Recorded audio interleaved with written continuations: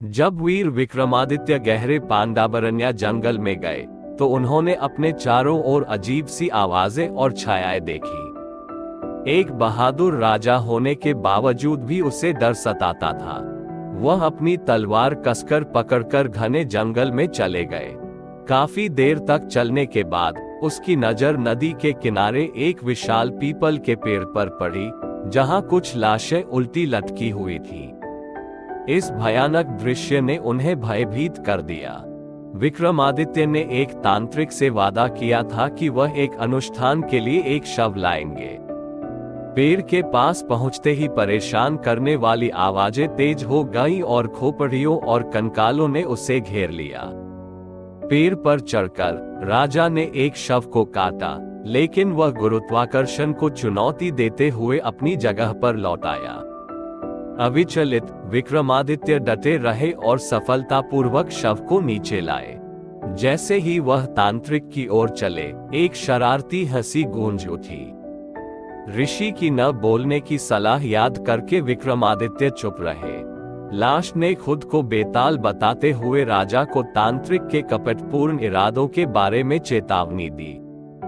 बेताल ने खुलासा किया कि तांत्रिक ने शक्ति हासिल करने के लिए शव का उपयोग करना चाहा है और राजा को उसके राज्य को हड़पने के लिए मारने की योजना बनाई है।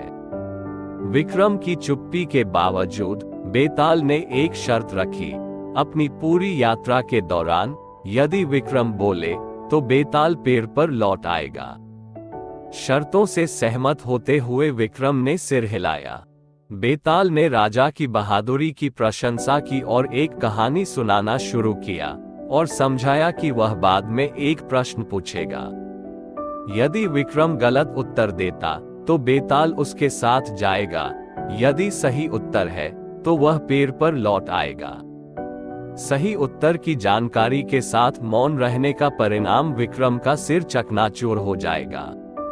बेताल की कहानी एक गांव में सामने आई, जहां अग्निस्वामी नाम के एक ब्राह्मण की विदुरमा नाम की एक खूबसूरत बेटी थी।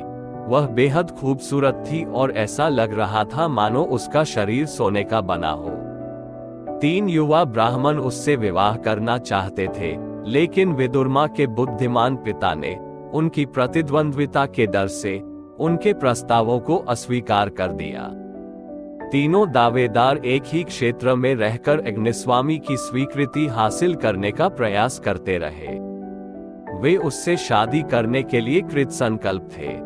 हालांकि विदुरमा देह ज्वार से बीमार पड़ गई।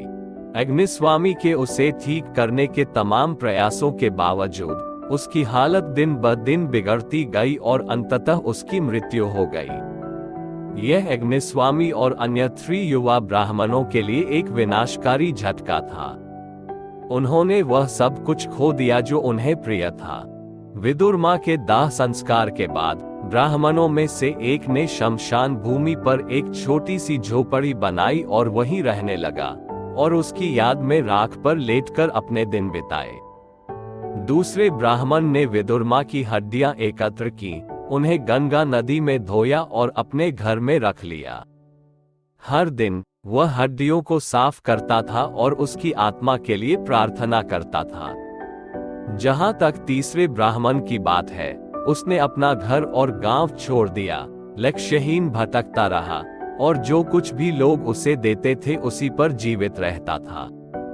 एक दिन उन्होंने एक गांव में एक ब्राह्मण के भोजन करने के निमंत्रण को स्वीकार कर लिया। वहां उन्होंने एक चौंकाने वाली घटना देखी। ब्राह्मण की पत्नी अपने परेशान बच्चे से क्रोधित हो गई और उसे मिट्टी के चूल्हे की आग में फेंक दिया। बालक तुरंत राख में बदल गया। क्रोधित होकर तीसरे ब्राह्मण ने इसे महान पाप मानते हुए उनके घर पर भोजन करने से इनकार कर दिया।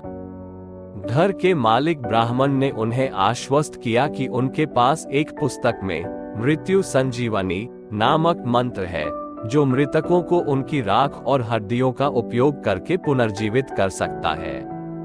तीसरा ब्राह्मण इस रहस्योद्घाटन से आश्चर्यचकित होकर वह पुस्तक ले गया और विदुरमा के साथ वैसा ही प्रयास करने के लिए अपने गांव वापस भाग गया। अपने गांव पहुंचकर उसने अन्य 2 ब्राह्मणों को सूचित किया और साथ में उन्होंने विदुरमा को वापस जीवित करने का निर्णय लिया। उन्होंने पहले ब्राह्मण की राख और दूसरे ब्राह्मण की हड्डियों का उपयोग किया। पुस्तक के मंत्र का जाप करने से विदुरमा फिर से जीवित हो गया, पहले से कहीं अधिक सुंदर।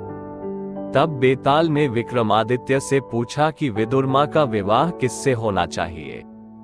विक्रमादित्य ने बहादुर और वेदों और पुराणों के जानकार होने के नाते जवाब दिया। वह तीसरे युवा ब्राह्मण से शादी नहीं कर सकती, जिसने किताब लाकर उसे पुनर्जीवित किया था। उसने पिता की भूमिका निभाई थी। वह दूसरे युवा ब्राह्मण से शादी नहीं कर सकती क्योंकि वह उसकी हड्डियों की देखभाल करता था और एक बेटे के कर्तव्यों को पूरा करते हुए उसके लिए रोजाना प्रार्थना करता था। उसे पहले ब्राह्मण से विवाह करना चाहिए जिसने सब कुछ त्याग दिया और एक प्रेमी के रूप में उसकी राख के साथ रहा। विदुरमा की मृत्यु के बाद उसके पास कुछ भी नहीं बचा था। ये दर्शाता है कि वह एक सच्चा प्रेमी था। बेताल ने विक्रम की बुद्धिमत्ता को स्वीकार करते हुए शालीनता से हंसा। बेताल फिर पेड़ की ओर उड़ गया और विक्रम ने एक बार फिर बेताल को पकड़ने के लिए उसका पीछा किया। इन कहानियों को अंग्रेजी में पाने के लिए आप हमारे अंग्रेजी यूट्यूब चैनल अन्वेषण इंडिया को देख सकते हैं। I hope you enjoyed the story. If you like it, please subscribe to our channel, अन्वेषण India. Also share and comment to make us better. You can check out our website anveshanindia.in. Click the bell icon to get notified for our new stories. Thanks for your time. We'll meet soon in the next story. Till then, let's explore.